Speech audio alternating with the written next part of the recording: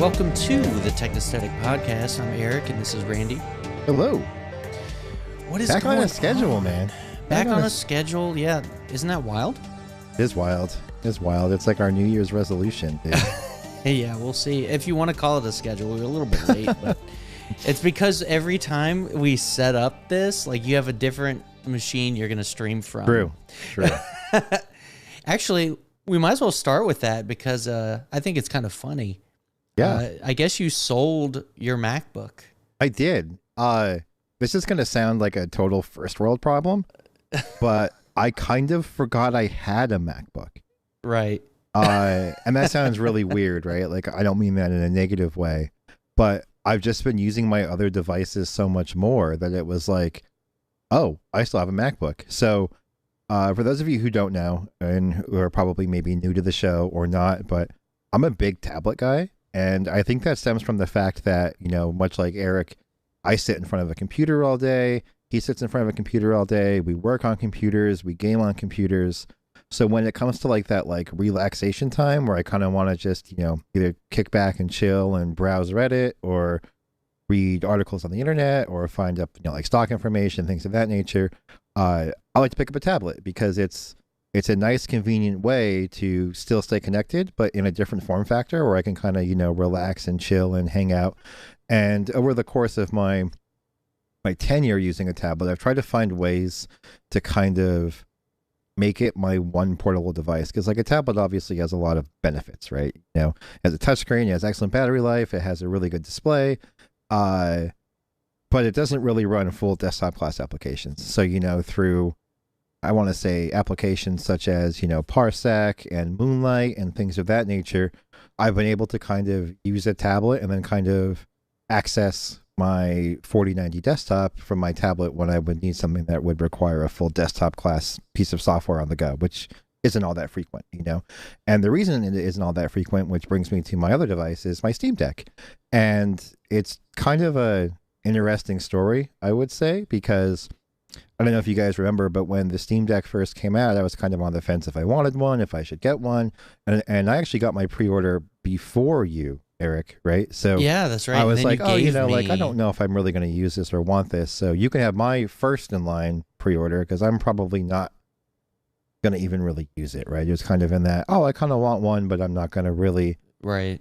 You know, it was kind of like, it was like, oh, I want one, but I don't need one. Right. I don't really think I'll use it. And yeah, that was basically what you felt at the time, but that's changed. Yeah, it was. And now, honestly, I pretty much don't go anywhere without my iPad and my Steam Deck. So between, you know, the Steam Deck having that full Arch Linux desktop experience when you plug it in, or even on the tablet itself, that kind of fills that gap for me a little bit. And then the iPad kind of fills that gap for everything else. So it was like, you know, a teardown after the holidays. We're taking down some of the decorations. And for those of you who don't know, I play D&D on the weekends. On Saturday nights, I actually run a campaign. I'm the DM. And I was going through a bunch of like character sheets and just like different, you know, papers I had printed out for my campaign. And under them was my MacBook. And I totally forgot. I was like, oh, I own one of these. You know, it was like one of those moments that like I just haven't had a need to go to it in so long. But I was like, this is collecting some dust over here. So, you know, then I sat down and I was like, well, what are the benefits of me keeping this? And I don't really use it that much. However, the M2 refresh allegedly is right around the corner, right? So I figured if I'm going to get rid of it, you know, it's not probably a permanent goodbye because I do like Mac OS and I do like the software and stuff. But now is probably the time where it's at like peak value, right? Because as soon as those M2 chips come out, then this one is going to be devalued. Not devalued to zero, but worth less than it currently is now. So for those of you who don't know, I had the M1 Pro 16 gigabyte, the 10 core 16 GPU, so the upgraded Pro processor, what was 16 gigs of RAM and the terabyte SSD and the 14-inch. And I think I got it on Best Buy. I know out of pocket it was like $18.99 because I think it was on sale for like $19.99 and then I had like rewards. Anyway. So out of pocket, it was $18.99. I used it for over a year, and I sold it for $1,600. So I would say that I kind of made out on that deal. You know, I think so too.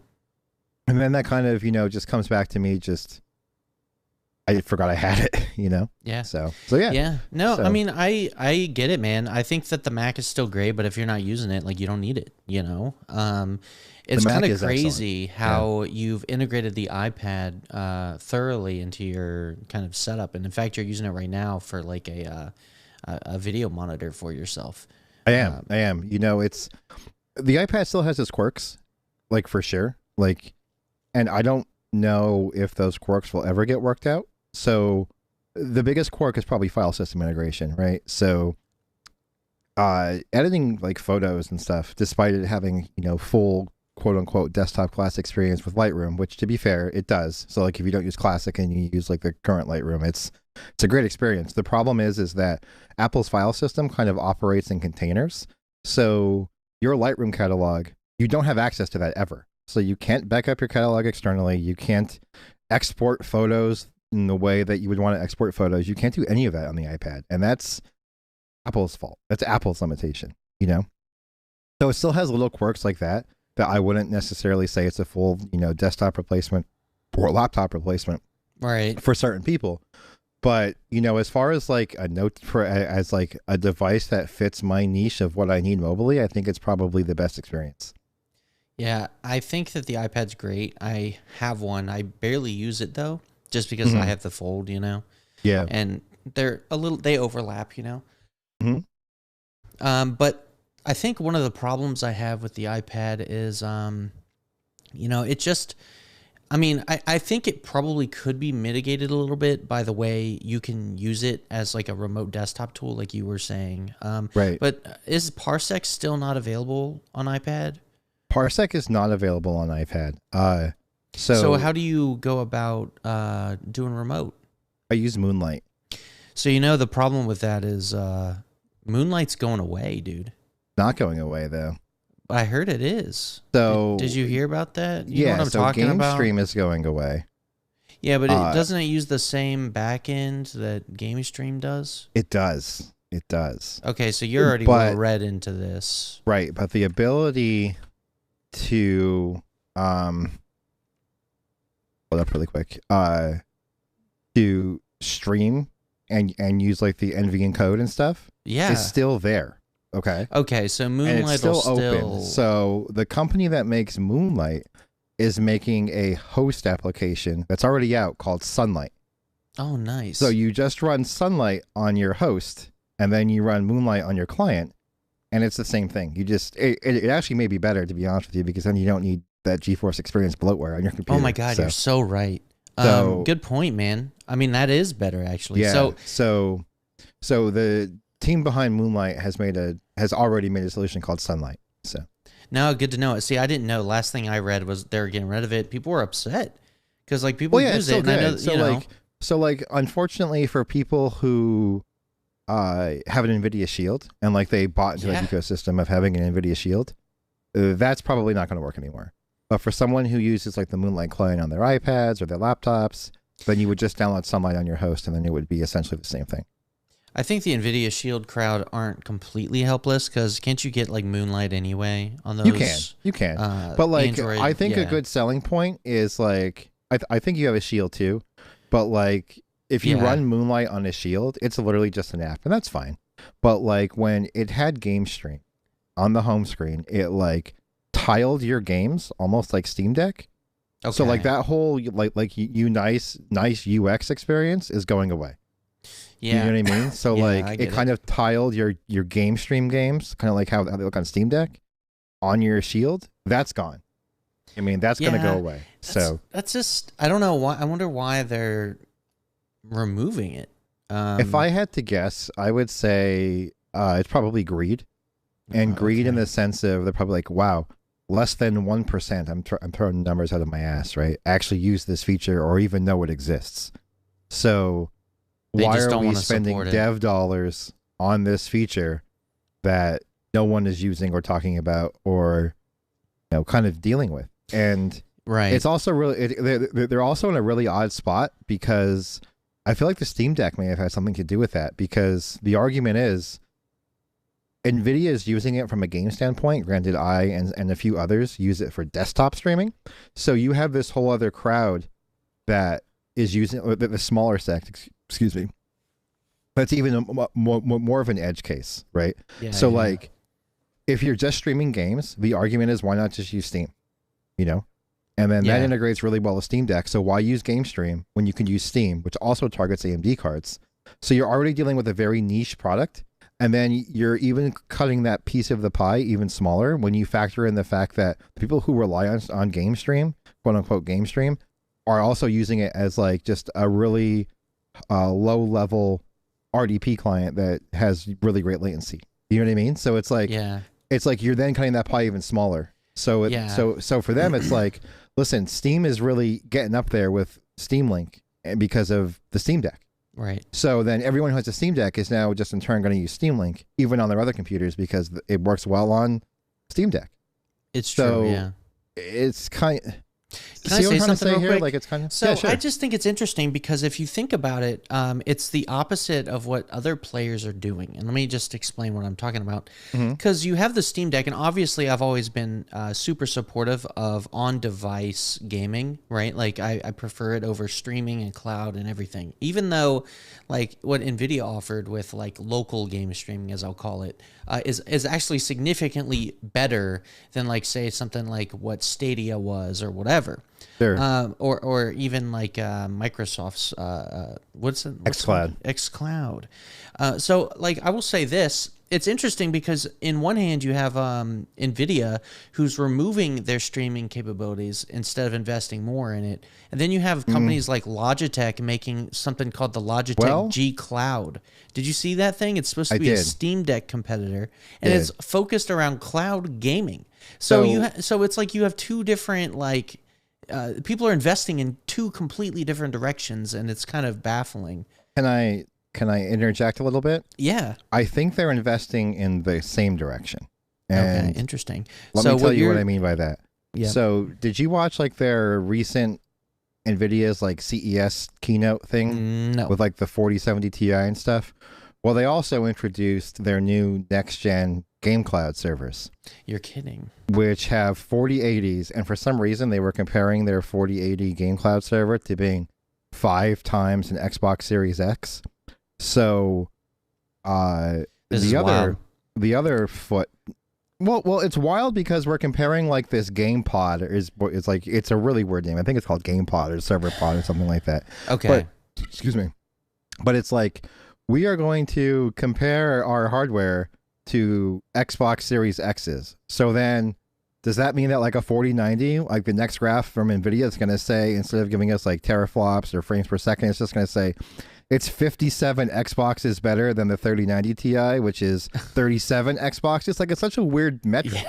Yeah, we measure performance by Xboxes now. Yeah, like it's such a weird metric. It's bizarre to me. Yeah. But anyway, I think the other reason why they're killing in-house game streaming is because they want you to pay for their service, where their service is basically their version of Stadia, right? Yeah. So yeah, I agree. So it seems like you're right. They're investing heavily in that cloud future. Yeah. Which is the same direction that Logitech G Cloud handheld is going. And they're competing with Microsoft and xCloud, and they were competing with Stadia and Amazon's Luna. Is that still a thing? But I don't know. That's kind of the market that they're going to. So they're taking away the feature from basically consumers being able to host their own cloud server, quote unquote cloud server, because they want you to pay for their for theirs. Dude. So they want you to buy a 4090 and rent a 4080.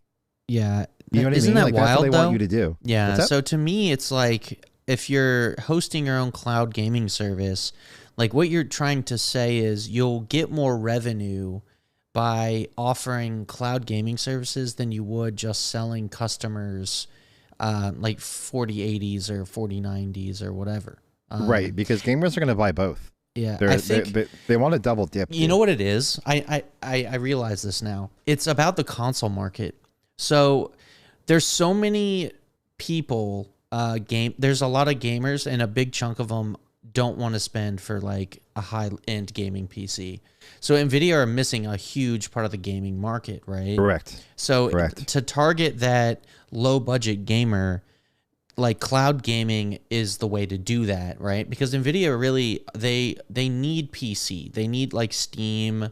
They need like, and the way they do that, the way they can compete with those those consoles is by leveraging what's on PC, but in a cloud fashion. Like that's the only way they can really do it. And you know, it's interesting because you're right. The Steam Deck attacks the exact same market in a different way. You know, they create affordable hardware that lets you play PC games on the go or on your TV or whatever, like a console-like experience. But so it's really two different ways to attack that console gamer demographic. Sure. And I think it's fascinating, but you're definitely right. There's a big pot there that they could steal from the consoles. And ultimately they may or may not be successful. I think the Steam Deck's been resoundingly successful. Yeah, I think the Steam Deck is a runaway success. I think it's even surprised Valve at how much it's taken off. Yeah, exactly. But, and now you can finally get them. Like now, you know, like that's pretty amazing. Like they've really ramped. To that point, though. Yeah. You know, and like going down the rabbit hole I've been of trying to make, you know, my tablet like a primary device. Yeah, back to where we started. Here we go. Well, it ties in, right? Yeah. So Go ahead. So when I was like doing my research and stuff, I was shocked at how many people use xCloud as their primary gaming service. And the reason I went down this rabbit hole is because I didn't know this, but Microsoft Edge on every platform has software and plugins and APIs built into it that optimize it for xCloud. So even if you're on your computer, right, and you run Firefox or Chrome, it's going to run worse than if you ran xCloud in Edge. So it's like it's almost like an optimization per device built into Edge. Right. Yeah. Interesting. So I believe it. So like there are a lot of people who have an iPad and just, you know, use Safari for everything else or Firefox or whatever, but they also have Edge downloaded just for xCloud. And it was really shocking to me how many people use that, or that I've learned have used that as their primary gaming method.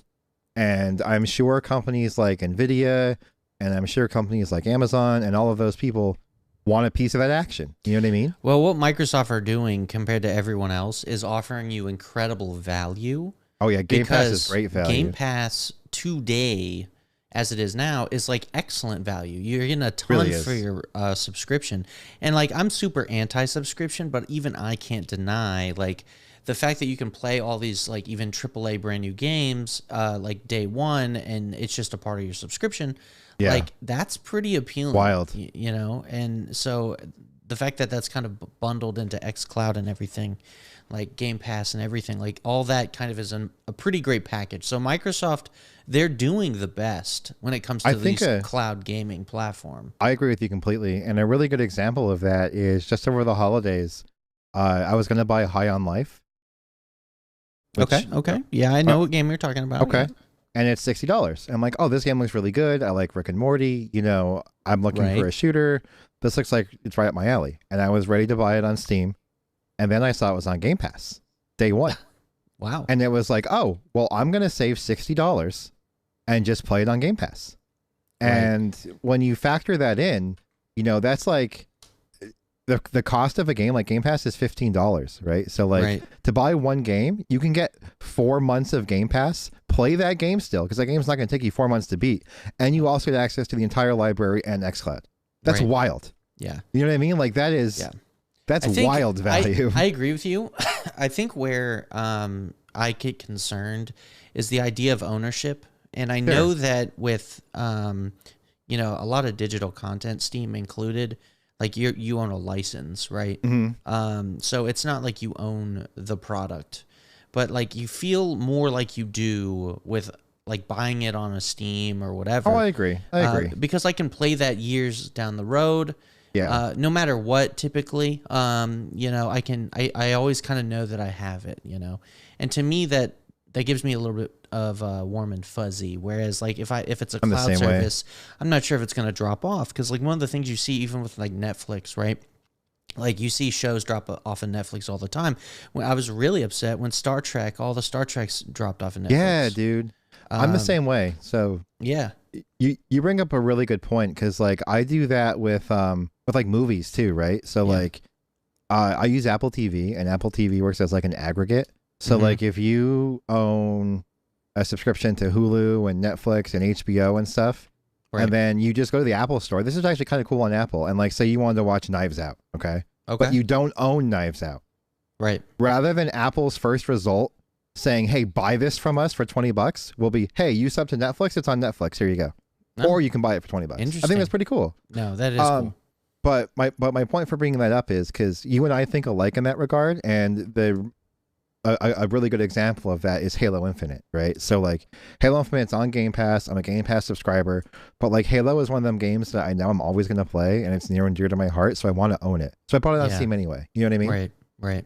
But like a game like High on Life, like campaign is like 8 hours. I think it took me 11 hours to beat it with some of the side stuff. Right. And I'm probably never going to play it. No, I agree. Like, it's perfect for those sort of games where you don't want to miss out on it. You want to play it and just be done with it, right? And then go on to the next game, you know? So I understand, like, Game Pass still has value. I'm not saying that it isn't good.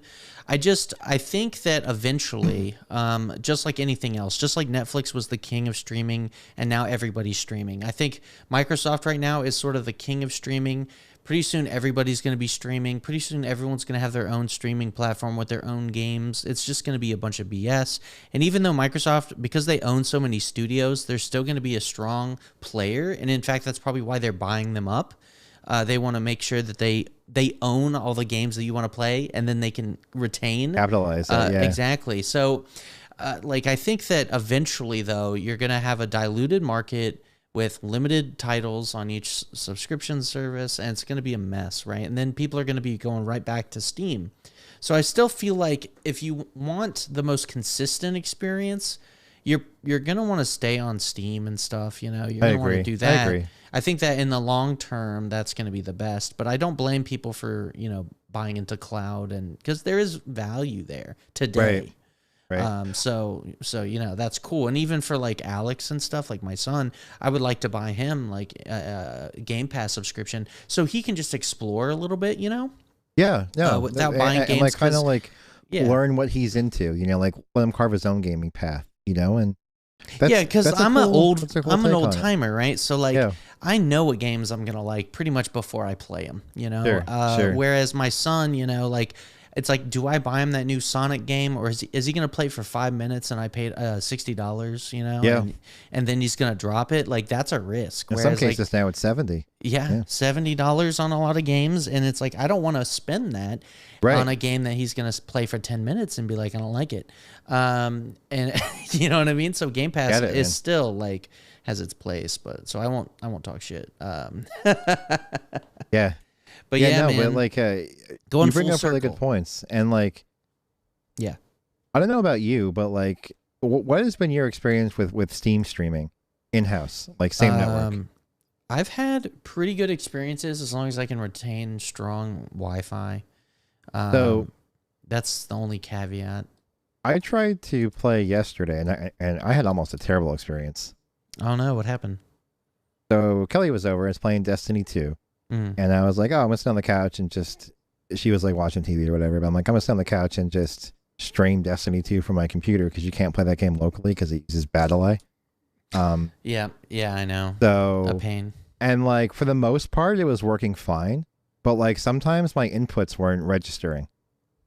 Like sometimes I've noticed like if I was using, because like it's a shooter, right? So if I was using this wasn't Moonlight, right? Like this was no, this is just straight Steam Deck streaming. Yeah.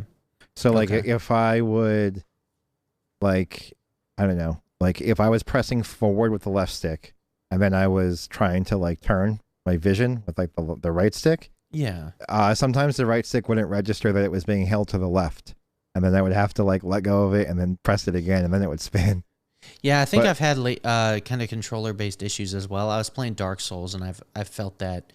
And that's super frustrating in a game like Dark Souls. It's super frustrating. Yeah. And like in general, I guess. It was weird because like the actual stream quality was fantastic. Right. And like when the controller was working, like there was some latency, right? But it was totally playable. It was just like these like really weird one-off issues. Yeah, where it just dropped. Yeah. Like just like not even like visually. Like it didn't even like artifact or the like input take, should be like literally the artifacts. lowest It should be the highest priority thing. Every now and again, some right stick input, right stick specifically, would just not register, and then I would just have to push it again, and it would be fine. And I've never had that issue in other games I've streamed, only Destiny 2, so maybe it's related to that. But it's fine because like Destiny 2 works very natively, obviously. You know what I mean? And like Right. I'm not sure what it is, you know. And like I'm not sure either because I know that you have like the best Wi-Fi in the business. So yeah, so and literally from where my computer's hardwired, and from where I was sitting, I could see my access point.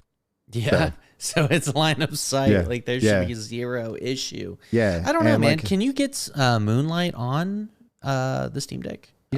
I haven't tried just because with every other game, the Steam streaming is so seamless. Yeah, like I said, this is the only time I've had an issue, so I wasn't sure. I just wanted to bring it up and see if you experienced anything. No, but to be honest, I don't really often stream my games. Like typically, I'm just running on device. Like the games I can play on the Steam Deck have been on device. But there have been the occasion where I'll test the streaming out, and normally it's pretty good. But I have had hiccups before, so you know I'm not surprised to hear that it's happened. So hopefully it doesn't happen that often. But yeah, like I said, you know, I stream Modern Warfare 2 a lot because that's another game that has Ricochet, so you can't install that one either. And I have no issues with that. Interesting. So yeah, I don't know. Anyone, you know, of our 9 viewers who has a Steam Deck and streams Destiny, put it down in the comments if you have an input issue. Yeah, but that, just kind of going back, man, like, so MacBook's gone, back to your iPad. Yeah. Like, I think that's a pretty cool combo. I think we ought to just, you know, give respect to the iPad for its abilities because that's pretty good to be able to just replace your MacBook like that just because of the remote streaming, really. Because there's things for me, like, I think streaming's getting to the point now. If Parsec was on the iPad, it'd be a no-brainer, I think. It's allegedly coming, and I say that in quotes because they've promised it for over a year now. Yeah. And I'm in the Parsec Discord, and it's gotten to the point where now they're just like super nice guys. Like they'll help you all the time. Like if you bring up the iPad client, they just get real like. I bet it happens all the time too. Oh, dude, constantly. Yeah. They get too like their help channel is basically, hey, where's the iPad client? And like no one uses the search feature. And then the other question is that no one uses the search feature on is if you have a Tab S8 Ultra, for some reason the book cover doesn't work, but other Bluetooth keyboards do. Oh, and they've just never fixed that. Okay. Yeah, so, I don't know. I think that the iPad's the main freaking like client for Parsec. Yeah, they ought to put it on totally there. Is.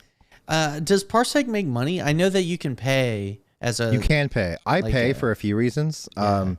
I pay because I want the 4x4x4 Chroma, and it's like $100 a year, which is a little steep. For how strong it is, like it's like one of those things that's like I don't want it to go away, so I want to support them. Yeah, you know, so it's the best. I just think of it as like me donating $100 to their development, and I get an extra feature for it because it works fine on the free version. You know what I mean?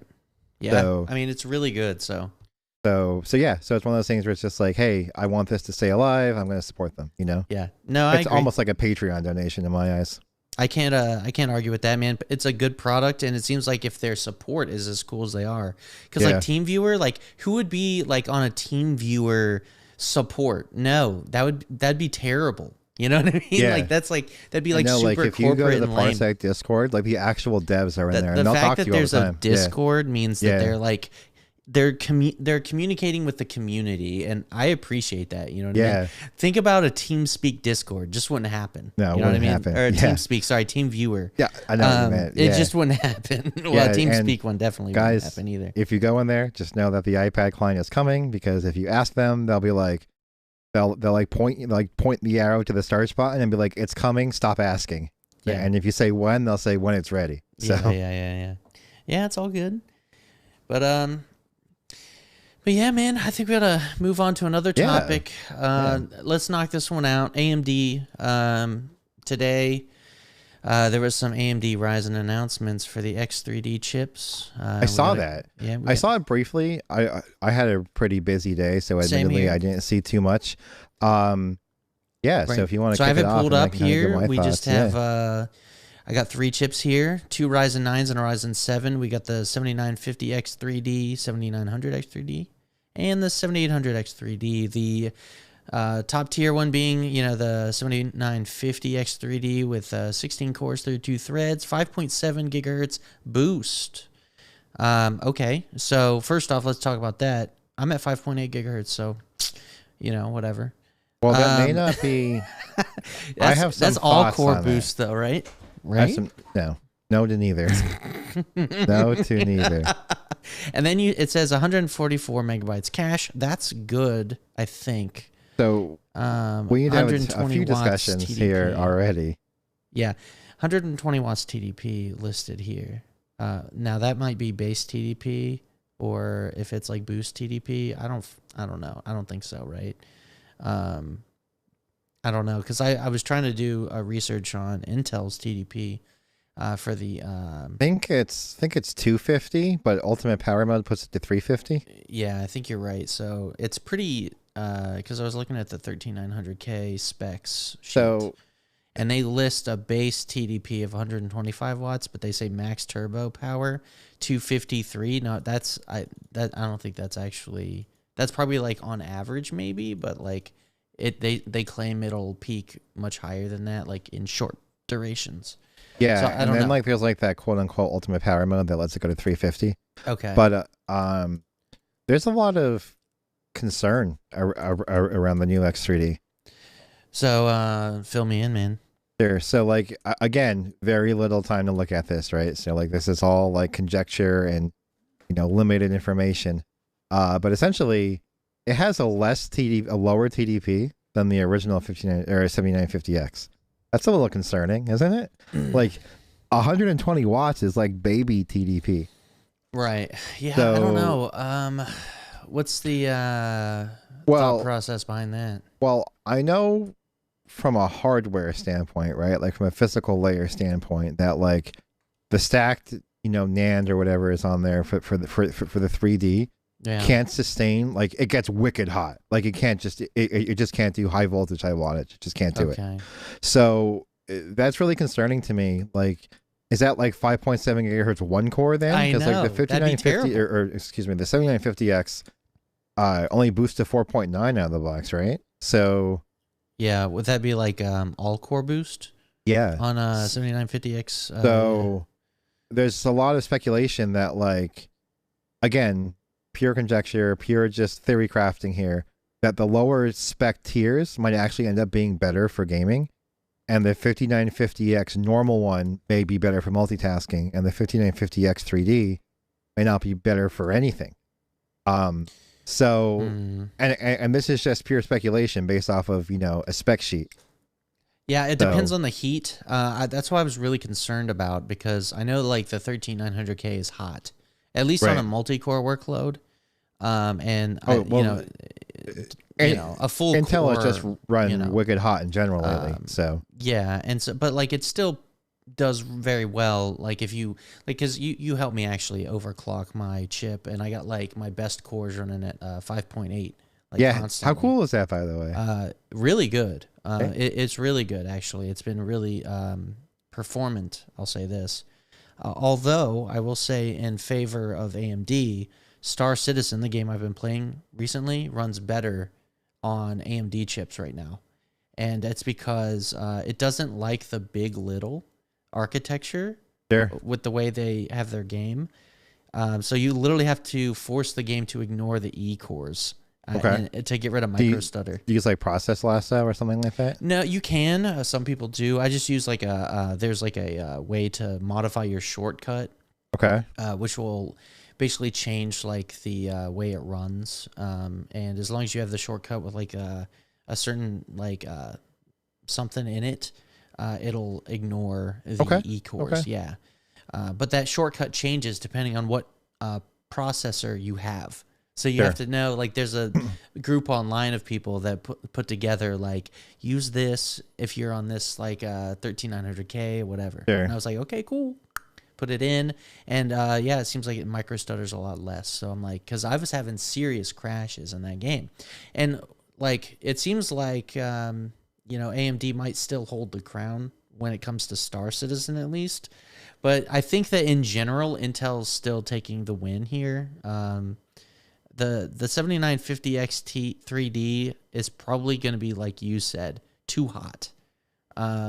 Again, just Potentially, we don't know anything, but we'll see. Because I'm really curious. I hope it's good. The community is upset because they didn't announce pricing. I thought they did. The article I read, I thought they did. There's or price maybe it was leaks leaked here. pricing, maybe because it's expensive. It's like $800, I think. If the leaked pricing is correct, it's $800, $799 for 7950X, $649 for 7900 X3D. I'm just gonna say $650. Sure. And $509 for the 7700 7800 X3D is what I have listed here. So yeah, I don't know. That's wild. But that's pricey. Like, what? It is really pricey. So I don't know. Okay, so what's a 13900K go for? 585. What is it? 585, I think. For what? A 13900K? Yeah. That's way cheaper. Why? Yeah. Oh my god. Like people used to herald AMD as the affordable one, but this is like not close to that. So what's the deal with these prices? Well, stacked they're like stacked cache is not easy or cheap to make. I mean, it's very performant, you know what I mean? Like, performs wicked. Like the 1500 X3D of the last gen right was keeping up with the 12900K. I mean, not in multi-threaded, but in gaming performance where people actually cared about it. Yeah. It was actually a beast. Yeah, it was wild. So you're thinking, will these be beasts also? Are they going to dethrone the 13900K? I don't know if they'll dethrone the 13900K, but like right now for gaming, the 7950X still performs worse than the 1500 X3D. And like, not many people know this. And like, if we do have any people who are like super into AMD, there's a coin that's been termed called the AM dip.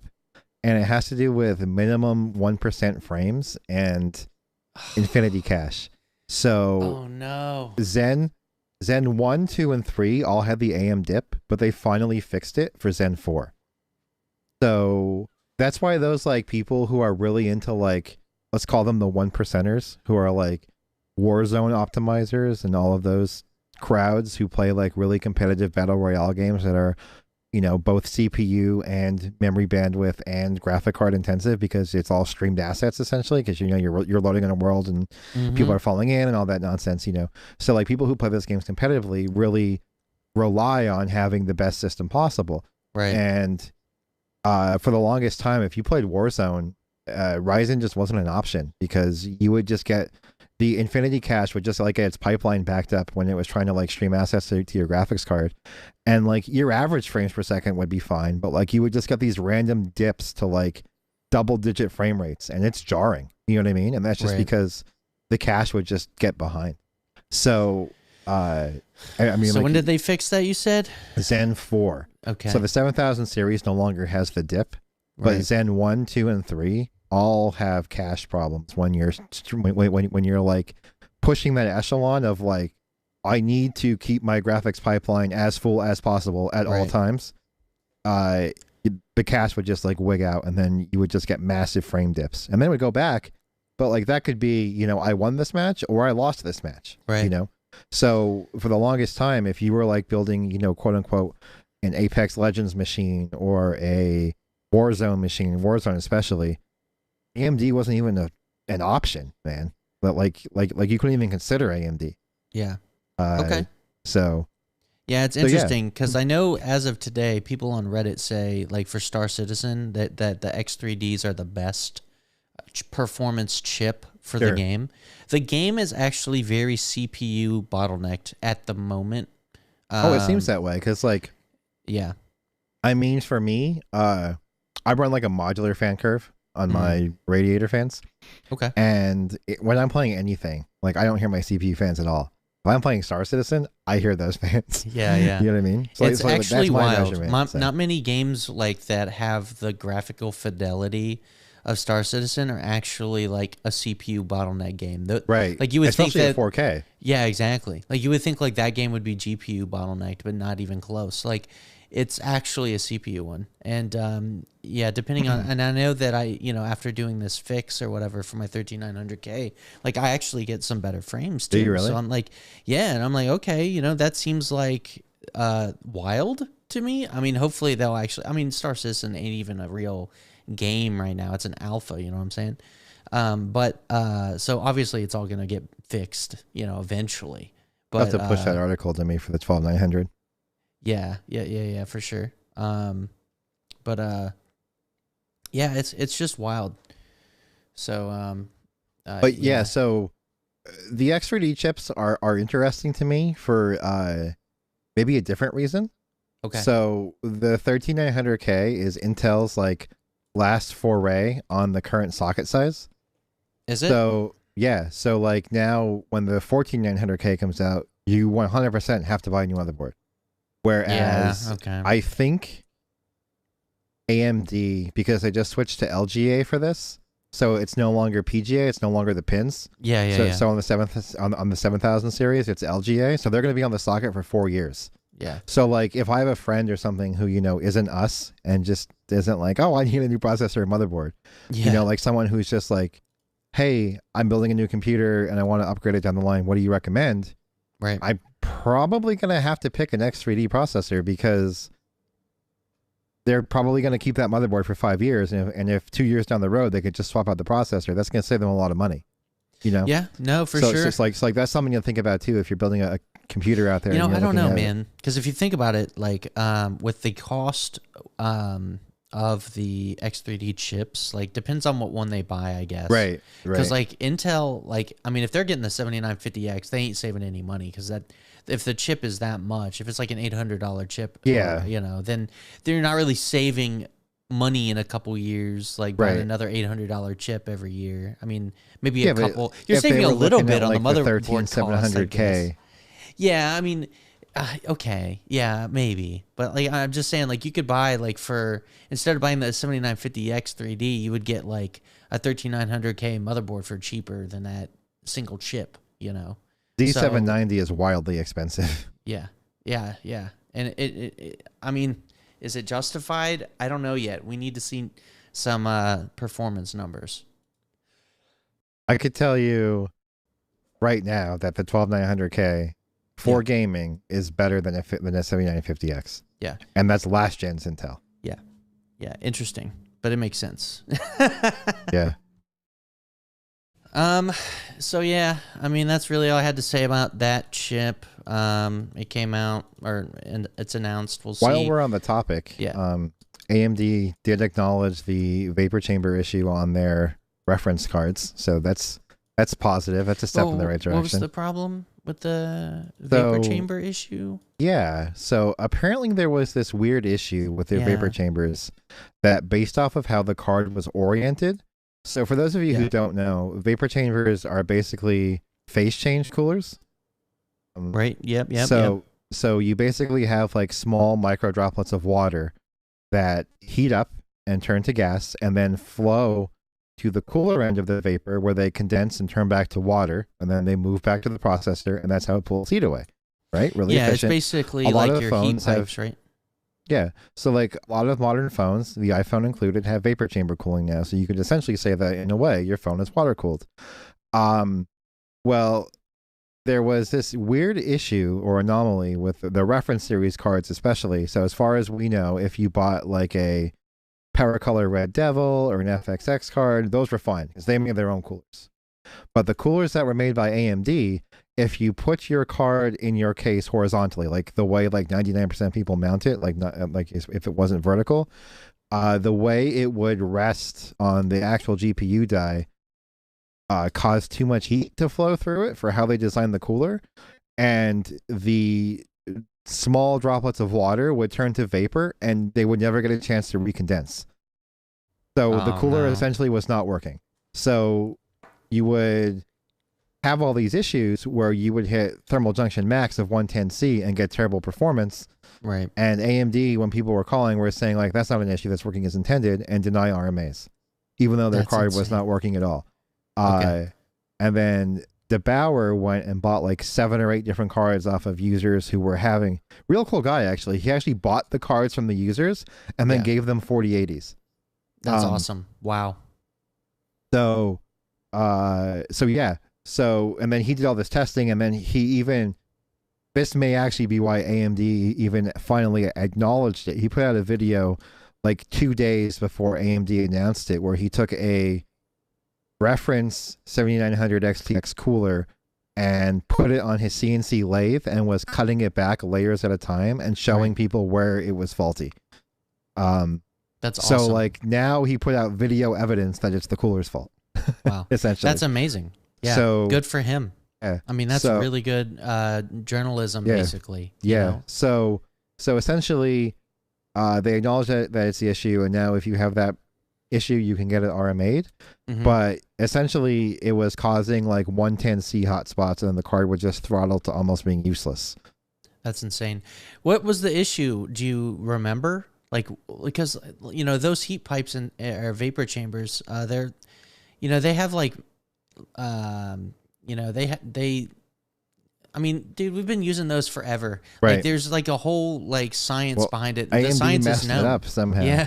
I mean, I don't know enough about the engineering of it, but my understanding of it is when the water would turn to a vapor, it didn't have something for it to recondense back to water. Okay. So and the interesting part is a lot of the reviewers have that issue because they would do it on test benches. Right. And the issue didn't happen if the card was mounted vertically because the water would flow differently. Okay. So interesting. If the card was mounted horizontally, like in a normal case, that's when the issue reared its head. But if you just put it vertically on a test bench, it was fine. I didn't know that, with those vapor chambers specifically, that there was an orientation that they had to be in. Like, I did not know that. So technically, there isn't supposed to be, if done correctly. Yeah, that's what I thought. But the issue, at least to my understanding of it, right? Like, I'm not as smart or as knowledgeable on the topic as he is that when mounted horizontally, how the heat is spread across the GPU die, because obviously, like, there's like different micro pressures based off of how the card is oriented, right? Like, that's just gravity. You know what I mean? Right. That when it was mounted horizontally, if you loaded the card up, it would go into thermal runaway because the card didn't have enough time or space or surface area to recondense the vapor back to a liquid. Okay. How I understood it. Yeah, I guess that makes sense. So, yeah, I mean, interesting that they didn't. I guess it's something so simple. I guess it is easy to kind of have that oversight. But that's. And like I said, if AMD's test lab was all test benches where they're vertically mounted, it didn't show its head. It didn't do anything. That's freaking insane, dude. Isn't that wild? Yeah. It was fine then. Yeah. That's freaking crazy. Yeah, man. But yeah, I mean, so one last thing to talk about, I guess, CES, right? Yeah. The CES is happening. CES is going on. We're getting a lot of new products. I'm looking at monitors, so I know that's like my favorite thing. Oh, go on about monitors, yeah, because I didn't look at anything about monitors. Well, I just have something up here. I'm just gonna give you a list of stuff I'm looking at. Yeah. Samsung Odyssey OLED 49-inch ultra wide. Asus making an OLED. What? Yeah. What? Yeah. Well, like it's the an ultra wide OLED. Yeah. Samsung Dude, Odyssey OLED 49-inch. I might buy that. It looks clean. If that does P by P, because then you wouldn't need. You wouldn't have the dimming issue that I told you. Remember? Yeah, but it feels like it's just like, to me, it's way smaller than like what we have, because it's just like I feel like the convenience of that might be cool to have two monitors side by side. It could be actually cool. 32:9, so that's two monitors, right? That's two 27-inch monitors side by side with no bezel. So like, I don't know what the resolution is, so that's in question. But if it's like the Neo Odyssey one, OLED. it's the 5820 or whatever. It's the two 1440p side by side monitors. Yeah, which I'm just not in the market for that. I kind of am. I think I might. It says 240 hertz refresh rate, so that's got to be 1440p, right? It'll be 5860 by 1440. Yeah. So, for those of you who don't know, I was considering buying the mini OLED one but to run it in P by P mode, which is where you can split the monitor in half and plug in 2 DisplayPort cables to your graphics card, and then it works like 2 27-inch 1440p monitors side by side with no bezel. So that's kind of cool, right? Yeah. But the problem I had with that one was the Neo G9 was mini LED. Right. So if you did that, it couldn't possibly control the dimming zones when running 2 monitors on the same panel. So it just went to one backlight. And that was ultimately the reason why I didn't do it. But if it's OLED, you no longer have that issue. Yeah. So that's kind of cool. That's awesome, I'm really happy to see. Yeah, I mean, consumer OLEDs at this price, and they're probably going to have less issues with like what is it, full array local dimming and stuff, or sorry, issues with burn-in, not burn-in. The heck's it called? ABL. Automatic brightness limiter. Yeah. They'll probably have less ABL issues. Especially if they're QD OLED, they'll have less ABL. Yeah. I'm not sure, but it is a Samsung display, so I wouldn't be surprised. So all of Samsung's OLEDs are QD. Yeah. So, there you go. That's going to be amazing. Asus making a 27-inch 1440p OLED. That's pretty good. We're seeing more and more OLED, dude. Alienware, 500 hertz monitor, whatever. Some kind of LG OLED Flex. Okay, cool. Whatever. That's cool, dude. What is it? 45-inch OLED screen. Motor built in the back. Allows you to curve the screen. Okay, so it's kind of like a big version of that one monitor that you could like from Corsair. Curve Corsair monitor. Yeah, that you could like bend if you want. Yeah. Okay.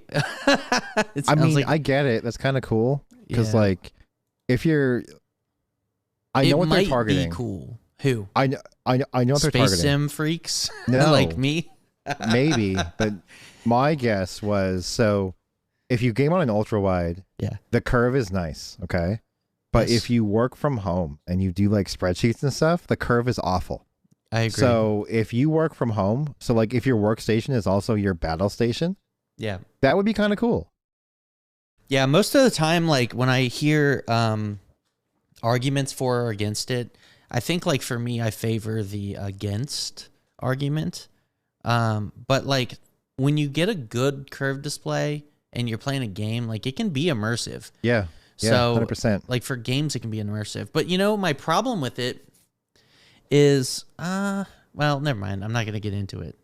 But yeah, I don't know. To me, it's like curve, no curve. I guess being able with the fact that we have these flexible displays, like I guess it's kind of neat to be able to move it. But the only problem is with a flexible display, how do you properly cool those? Like one of the problems with these big OLEDs is, the cooling issue is preventing the brightness from being at a certain level. Like, what's that really nice OLED? I think it's like an Asus one. Oh, with the active fan? Yeah, it's like active cooled, like PG43 or whatever. Yeah, and I figured like to get good active cooling, you'd want like fixed components that you could like maybe even put heat sink on or whatever. Let me ask you a question. This is something that I don't know, and maybe you know. Is this something that's like the diodes themselves get hot, or the OLED controller gets hot? I think it's the diodes, just by my mental understanding of it. But that's what I would assume too. Yeah, like if you look at our CX48s, like the top of the screen is like paper thin. Yeah, you know what I mean. So where is that cooling going? Because like if you look at the back of the Asus, it's not an edge-to-edge fan. You know what I mean? If it's a controller problem, then that's kind of BS. Right. So like it's got to be the other thing, right? I don't know. It's a good question. I don't know. I'm gonna have to like look into it more because it's like I kind of wish we had proper cooled OLEDs so we could get like better peaks. Yeah. So that's like really what I'm hoping for in like future OLEDs. I'm really curious if these smaller ones that are coming out are going to have the ABL problems that like a TV would, because if they don't, then they're going to be really amazing as monitors. Right. Most consumer monitors don't have a weird ABL sort of problem.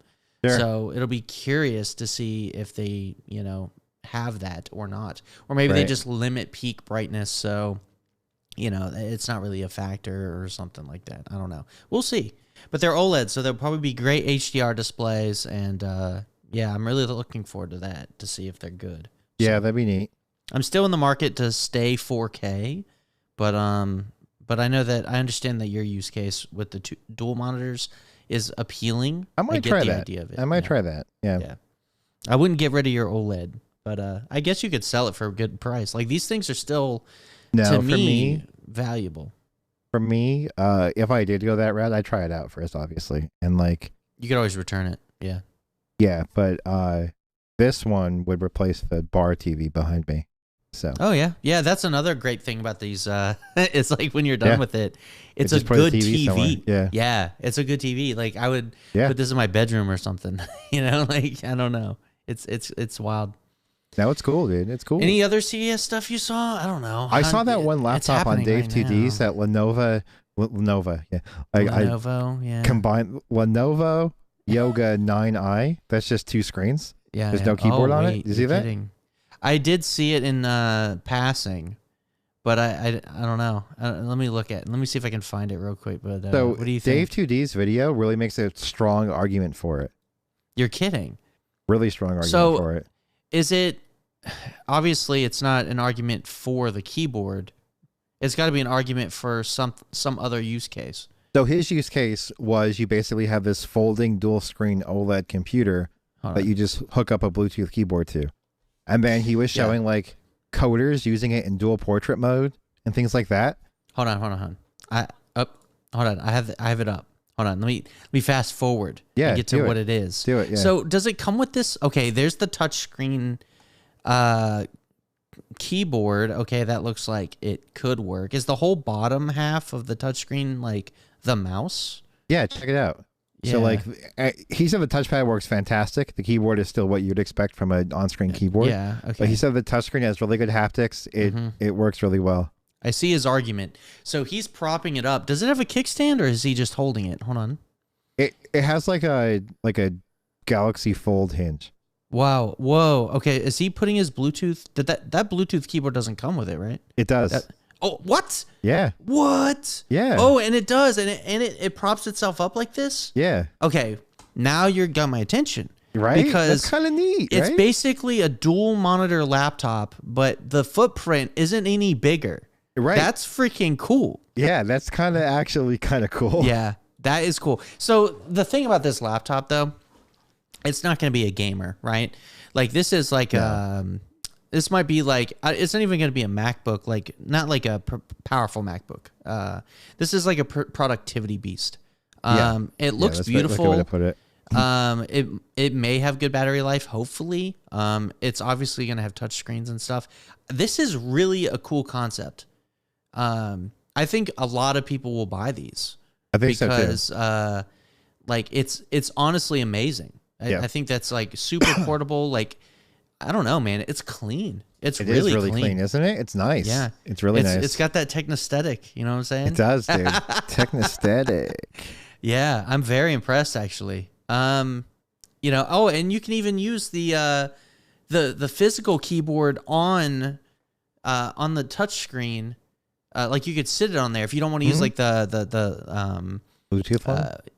Well, yeah, you can sit the Bluetooth one Yeah. on top. He showed it like kind of sitting on top. Yeah, I mean, I'm impressed. kind What of do you cool, think? right? Yeah. I'm impressed too, man. I think it's neat. I think it's real neat. We need these weird products like this. Like we have room in the market for these kind of. I agree. I think agree. like when we get like really great low power chips, like we're gonna get more and more of these like really neat Form like, factors. yeah. Exciting form factors. Yeah. Yeah, super exciting. Like, I don't know. I mean, I'm still like, one of the things I see with these is the potential for like, these kind of make Apple look bad a little bit because they have been keeping the same sort of like, I guess, the same Design thing. language? Yeah. Well, they've improved like the appearance, but they haven't changed or innovated at all in the form factor. Like even the fact that today you buy MacBooks and they don't have touchscreens, I think that's the biggest offender. MacBooks don't have touchscreens. And I mean, I know that like Steve Jobs and stuff like was really adamant about not putting a touchscreen on a Mac. Like he just felt like it was touchscreen on a laptop just didn't make sense, right? Right. But I don't feel like that's the case anymore in 2022 or 23 now. 2023. I feel like Windows laptops have shown like you can have a good touchscreen experience. Like it's usable, you know, and and especially because Mac OS is already kind of built in like that, a little bit of that touchscreen friendly UI, especially with Ventura. Yeah, exactly. So to me, it's wild to see like companies like Lenovo or whatever putting out these amazing, like innovative designs, even though like Apple will still win maybe like with the M1, M2 performance kind of thing. Like their chips are still amazing. And obviously they have a quality hardware, but like they're not really going outside the box with Yeah, anything. dude, that still blows my mind that my iPad has more graphical horsepower and raw compute than my Dell XPS 13 from work. Is that insane, dude? No, it blows my mind. I think there's something to be said for what Apple can do with hardware and software. Like, I think that keeping it simple is still very powerful. Like this laptop is this double screen laptop. It's very niche, but I feel like a lot of people are gonna love this, right? I think so too. Yeah, I and think even so too. being able to use it like as a tablet, like being able to kind of. Now, I mean, I know for a fact that I couldn't use a Windows computer as a full-time tablet. It just doesn't work. I've tried it many times. But, I mean, Windows 11 is getting a little bit closer to that, but it's still just not a tablet UI, right? Right. You're still not going to beat like an Android tablet or an iPad, but still, I'd like it to. Because it'd be cool to have like one device, you know what I mean? Yeah. I mean, that's the dream. I think ultimately, you know, if we're doing the podcast in another 10 years, like the devices we have then versus now, I have a feeling we're going to be closer to that one device dream than ever. Someone brought up a good point the other day that the S8 Ultra coupled with the new Android 12L update and with all the multitasking that Dex brings on top of Android 12L, that not intentionally, but the S8 Ultra has now become the best Chromebook. Yeah, no, it's true. Can't because with the new Android, can't you run like what Chromebook apps and stuff? Yeah, like how's that work? Yeah, it has like that crossover thing.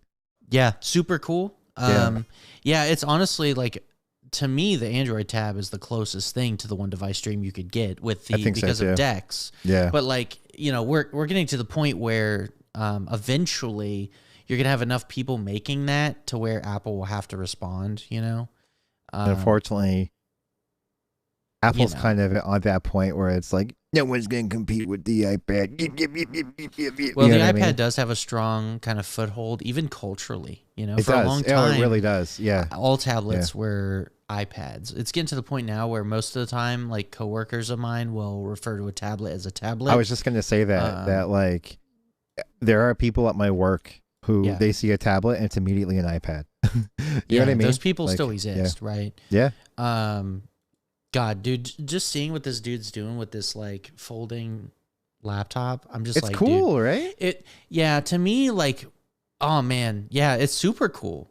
And the bezels are really thin too. Other than the top part because of the webcams and stuff. But I don't know, man. It's pretty nice. USB-C. I'm sure it's really light. Maybe not. I don't know. Sometimes display things can be heavy. It reminds me of when we had the what do you call it? Microsoft Surface Book. Like the tablet part was kind of heavy. Yeah. Yeah. I think it's like wildly heavy. Yeah, both parts were heavy. That's what sucked about it, right? Like think about a MacBook. The base of it is heavy. The screen part is really light. Like you can one finger pick it up and stuff, right? Like that's the idea. But like anything that's got like a big integrated screen like this, like there's the potential it's heavy, and that's kind of scary. Because like I know I kind of disliked how the Surface Book had that kind of heavier. I do too. Display. I do too.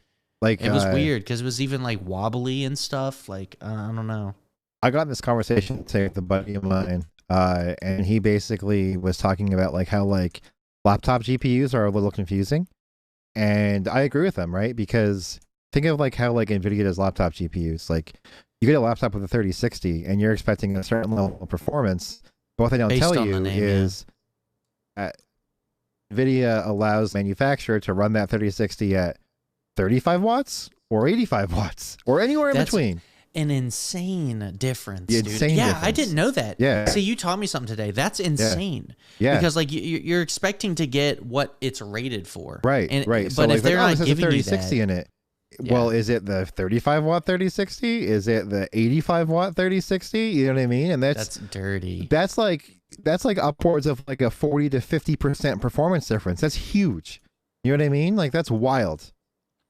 That is So, wild. That's insane. It's really hard for like the average consumer to buy a gaming laptop because it's like, oh, it's got 3080 in it. Well, is it the 45 watt 3080 or the 150 watt 3080? Because those are two different things. Right. You know what I mean? No, that's a massive so difference. like that's it's like when you're buying a laptop, it's like that's not going to be on the spec sheet. I don't think. No, you kind of have to dig for that information. That's so anti-consumer. It's disgusting. Yeah, I don't know. And that's really NVIDIA's fault because they shouldn't allow you to put like a 3060 in something and be rated that low. Like that's super scummy. I like those options, but they need to be more transparent about it. And I like those options because if I were to buy a Windows laptop, I wouldn't want a desktop replacement that gets 30 minutes of battery life and is big and bulky and runs fast.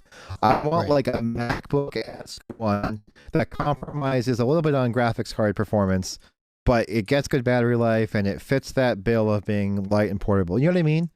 So like I would probably look for one of the lower TDP ones. Yeah. Because like everyone that has like the full fat, you know, I'm sure the full fat 4090 ones are going to be good, dude. Yeah. No, yeah, it's true. I mean, the amount of battery life is going to be like 2 seconds. Yeah. So I mean, it depends. Like I know there was a time where I wanted like the laptop to have the best performance possible, and I just kind of had the expectation I was plugged in, but that has sailed. Like I don't want that anymore because like a laptop that uses that much juice is so loud, it's not even funny. It's not even a treat to use. It becomes a burden at that point. Yeah, no, it's terrible. It becomes a burden. Like I'm tired. I don't want no thick, heavy laptop anymore. No, you're right. But yeah, I don't know. That's pretty much all I had about CES until we get the rest of it. I think that it's still going on, right? It is still going on. Yeah. We'll talk about your Star Citizen. Yeah. So I want to talk about it. Let's talk about it a little bit. Yeah, and then we can wrap it up. So Star Citizen, interesting because I think last podcast. You're welcome, by the way. Yeah. Thanks, bro. You were telling me to play it. You know, I think that it was after we did the last podcast, right? Yeah. And we talked about it on the last podcast, I think. And we said, I think briefly, yeah. Yeah, I basically explained, I think at the time, like how I felt about it. And I know that from experience, I know that I've always felt that it was kind of scammy at this point because it's not out yet. You know, Scam Citizen. Like you were saying, your friends have been calling it that. And Vapor Citizen, yeah. Vapor Citizen, Scam Citizen, like never out. Like it's not real. It's never going to be real. And I felt similar to that, you know, like I really did. But I think just to spoil, like, yeah, I don't feel that way anymore. I feel like it's awesome. So is it safe to say you've invested in you're invested in the game? I'm very invested in the game. I'm not going to say how much I'm invested in the game, but I did spend even more money on it because of how invested I am into the game. Because, you know, when you got me on it the other day, I remember being consistently impressed. Like even just dumb little things like looking down at your body. I was going to say, like, how excited were we over the mouse wheel? Just the fact that you can use the mouse wheel to increase and decrease your like walking speed. Wild. Like I think what the game does best for me is allow me to be completely and fully immersed somewhere. Sure. And even little things, 100%. I call it RP walking when you do the slow walk. To me, that is 1,000% adding to my immersion. Like the fact that I can like walk like a badass, like big agree. Yeah. You know, To me, that's immersive as fuck. People do it all the time because it's so easy, you know? You know, so I love that. And just looking down at your body, I've never seen another game make it look like I'm looking down in real life like I have in Star Citizen. Like that, No, I the agree. way your character moves and stuff, like I can see all my limbs. It's super well done. Yeah, it's insane. Like if you're standing in an elevator, you don't feel like a pebble, which is typically what you're in a video game. Like a lot of times, if you're gray boxing your game, you make like a pebble character, like a pill, right? Yep. And that's like your hitbox. I don't feel like a hitbox walking around. Yeah. I feel like I'm a actual modeled player walking around with limbs because like if I'm standing in a little corner and I look down, that's the space I'm occupying. I'm not like occupying like an invisible bubble around me. Like I almost you know how feel like yeah. I was just gonna say that like I almost feel like the team that just worked on like character movement and like character nuance is a lot more effort than I've seen put in other games completely. Yeah. No, it's wild. And like it even totally is. stupid stuff, like I know that we were like clambering into an elevator and like we rammed into each other a little too hard and I lost some health. Yeah. Like the game tries to be like sometimes a little too realistic. But like it goes for like this level of realism. Let me tell you another thing that impressed me. If you're on the ship and somebody pulls high G's, like you go flying. Oh, you dude, know? I learned the hard way. Yeah. I Oh learned yeah, the hard dude. way, dude. I think I don't know who was. We were in your ship, I think, and oh yeah, we were in my ship, and you were at flying. one point, yeah. And like I think you like gunned it, and like Josh and I were on the floor, like it's funny, yeah. it was hilarious. So there's a little like and the weather. I don't think you've played the game enough to really see it, right? Have you seen the weather? No, oh my I haven't. god, dude! Listen to this. The wind can blow your ass over.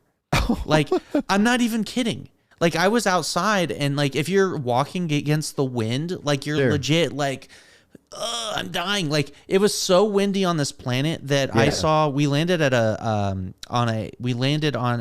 landing pad, and our ship was about to flip over, but thankfully it didn't. But we saw another ship that had, and it was all busted up, like. The wind literally will push your ship, so you have to leave your engines on so your ship will stay stabilized. But like as soon as we got out of the ship with that wind, like dude, we were like I blew out of my friend's cargo bay. It was insane. Yeah, that's awesome. Like the weather is serious. Cool. You know what I mean? Like that's the type of experience that like I would want in a game like that. And like what's interesting to me about Star Citizen is like all of these features, like that feature you just kind of talked about, always seemed like a pipe dream thing. You know what I mean? Like World of Warcraft has weather, but it doesn't do anything. Yeah, I know. I mean, I know like, what you mean. So many games have weather. Skyrim has weather, but it doesn't do anything. You know what I mean? It doesn't, like, yeah.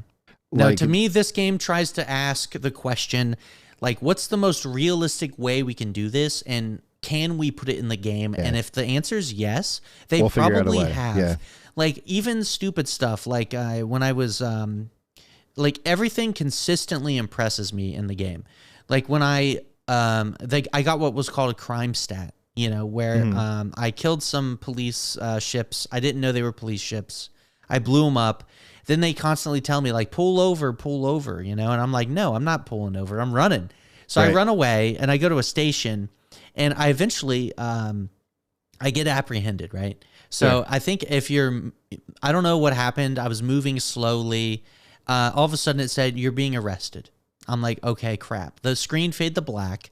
And next thing I know, I wake up in prison. And I have a sentence. That's funny. And it was a literal 6.5 hours. And I had to either wait that or work. It's like a mining prison, you know? So it's like either you do labor or you wait the literal 6.5 hours. That's awesome. So that was wild, you know? And I did the labor and I got out early. But like just the immersion in the game, like, because most games would be like, okay, you know, like wasted, like Grand Theft Auto, you know, and then you respawn. But this game was like, no, like, and like if you have a crime stat and it's high enough. No, go ahead. I was just gonna say it's wild to me how many people play GTRP. Yeah, actually, you know, I have a friend that's like super into. Oh yeah, that's right. You do, Travis. You do. Yeah, he's a big. It just seems like Star Citizen is such a better platform for that. I agree. You know, I was thinking about it, and even though GTRP is like its own thing, like I feel like Star Citizen gives you the same sort of sandbox. In fact, a way better sandbox than like GTA RP, right? Right. Because you can RP in like so many better ways in Star Citizen. Sure. I'm in a organization I joined, which is a player-run guild or whatever, and they're called Rescue Squad 1, and they're basically medics, but they're not just like medics. They're kind of like trauma team from Cyberpunk medics, where like somebody will request our assistance and we'll come in, you know, guns out, ready to rescue. You know, I think you at should all maybe cost. touch a little bit on like how actual players can request that.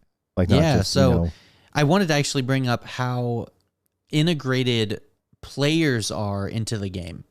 Like you were saying, one of the things I was mentioning earlier is that crime stat thing, where if you are a criminal, you'll actually get a crime stat, and if it's high enough, you'll actually get players hunting you down. And the way that works is bounties show up in the mission list, and your bounty will show up in there, and somebody can accept that and hunt you down.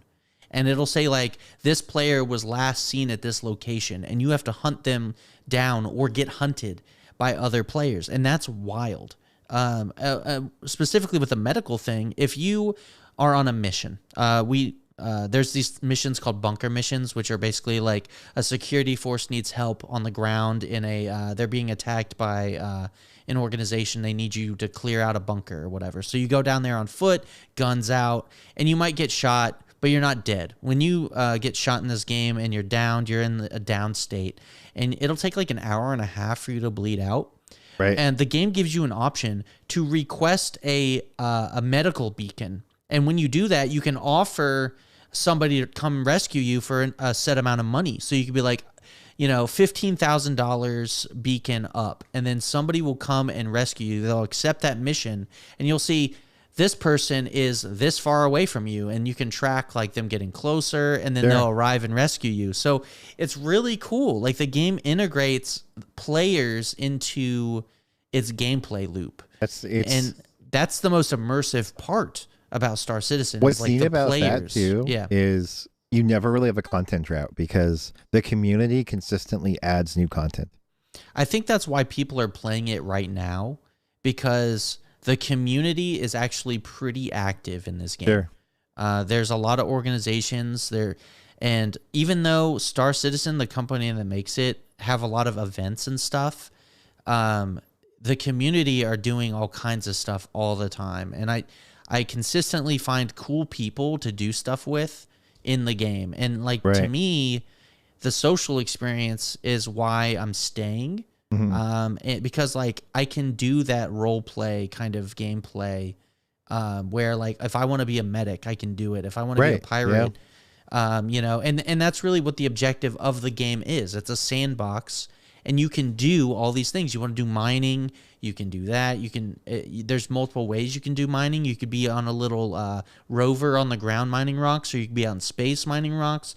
You could do trading missions where you're Amazon or whatever, and you're delivering boxes. You could do actual big trading where you're in a big cargo hauler and you're trading hundreds of thousands of resources from A to B, like space trucking.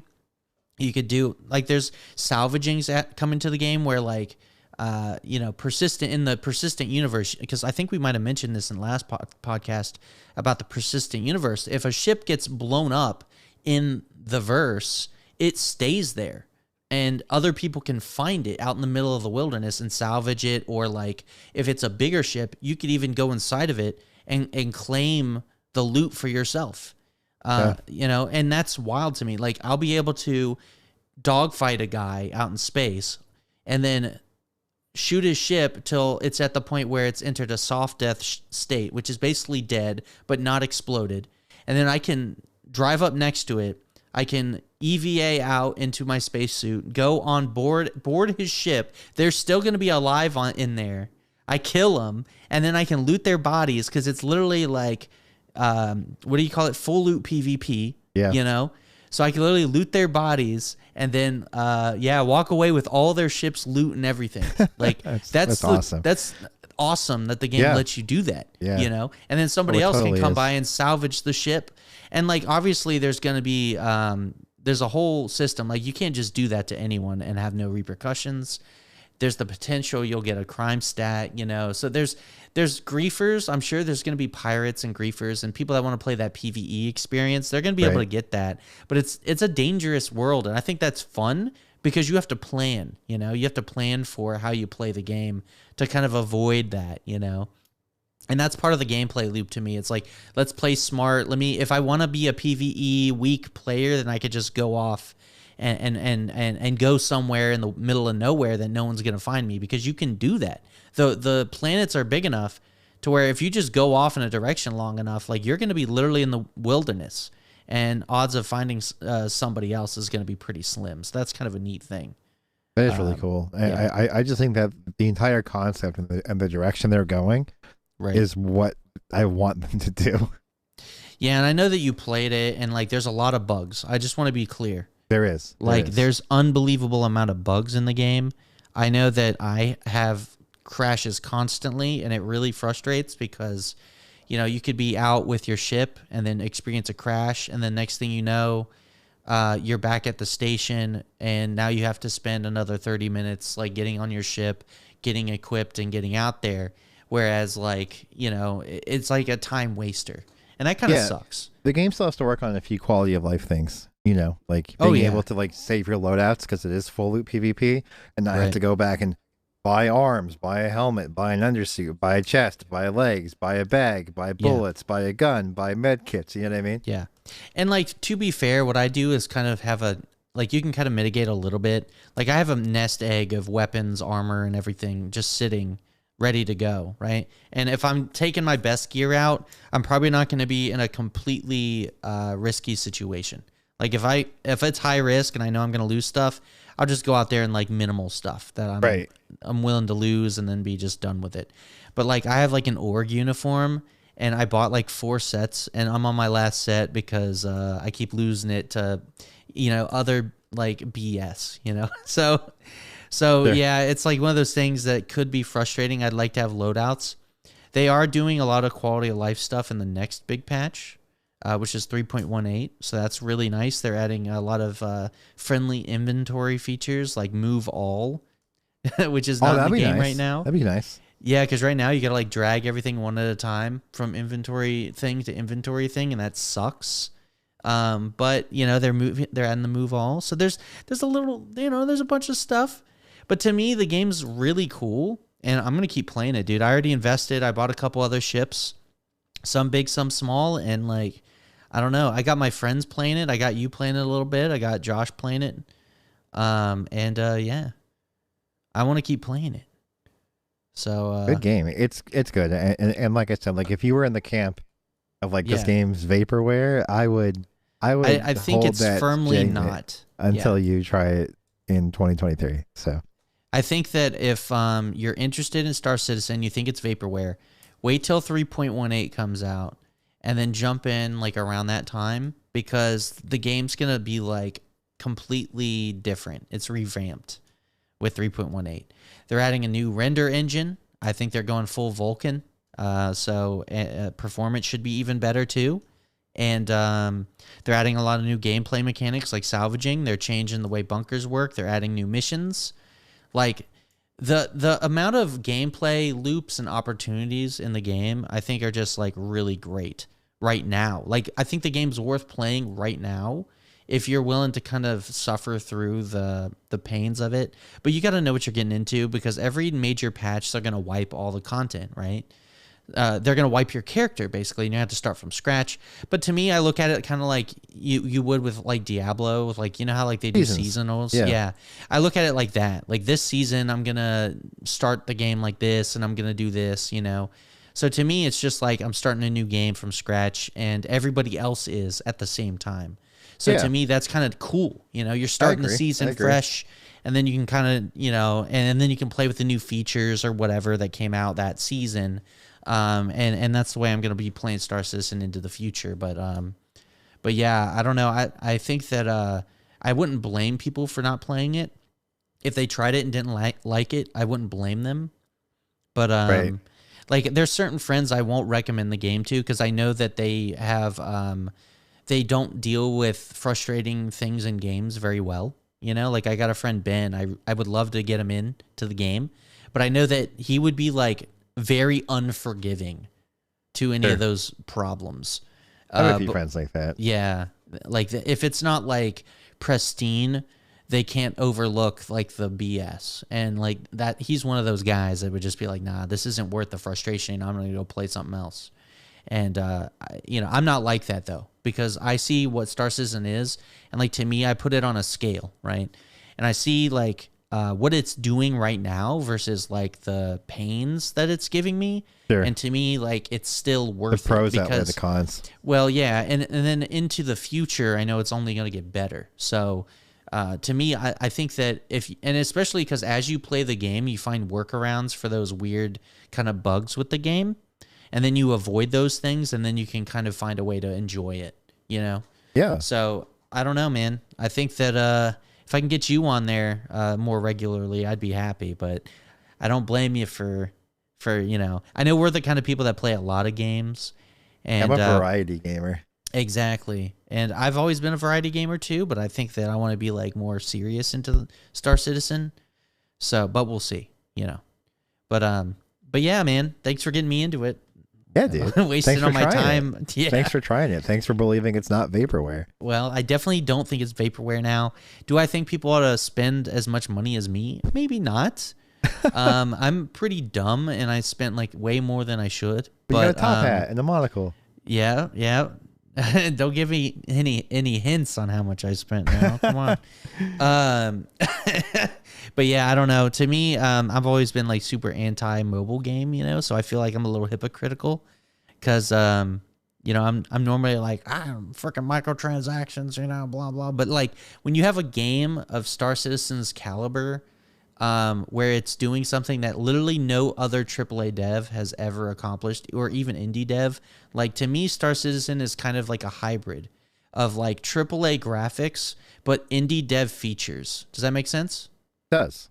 Yeah. So to me, like most AAA games, like compared to even something old as hell, like Half-Life 2, I feel like they just don't have as much like features as even those older games. Like think about the physics, the facial animations and stuff, like the innovation that Half-Life 2 had. And then like a lot of modern games like can't even do what Half-Life 2 did, you know, today. So so that's why I kind of like am frustrated at AAA, but Star Citizen kind of it has those crazy features plus graphics that still look great. So it's insane. But anyway, that's my rant on Star Citizen. Do you want to wrap it up? You got any closing comments? I don't, man. I don't. I think that my only closing comment would be that if you're on the fence with Star Citizen and you think it doesn't really exist, that you should at least try it. Try it out, and like you can try it. Actually, they have like free fly events sometimes where you can play it for no investment. I think that you can just like play it for free. Like they might give you like a free little ship to play with. Then you can hop in during one of those, or you can get like a starter ship package for pretty cheap. But I wouldn't get anything too expensive. You know, I would get something like maybe like the cutter, which is like, or like the you know, little tiny ships. I like the cutter. I like the C8X. That's a pretty nice little ship. The Pisces. I love that thing. Don't let its appearance fool you. It's like one of my favorite ships. I'm serious. I love that thing. But yeah, so get a little small ship and get started. And like the thing is, if you want something bigger, you can, you know, look up YouTube videos and do whatever. But like a starter ship, and actually the Pisces, even if you want something bigger later, it's always worth keeping around that small ship, because if you blow up your big ship, you got to wait like maybe 25-30 minutes for a big ship to respawn because of insurance. Whereas like the Pisces takes like 45 seconds to respawn if it blows up. So you know, it's always good to have like a fast ship like that, like in your hangar. Anyway, now my rant's over. Give it a shot. So anyway, let's wrap this up. That's been the Technosthetic Podcast. Thanks for listening. Thanks for watching. If you want to see more, check out technesthetic.com, where you can see us on see all of our links, our YouTube. We're on all the podcasting stuff. Try and do this every 2 weeks, hopefully. And yeah, that's pretty much it. We'll see you guys next time on the Technesthetic Podcast.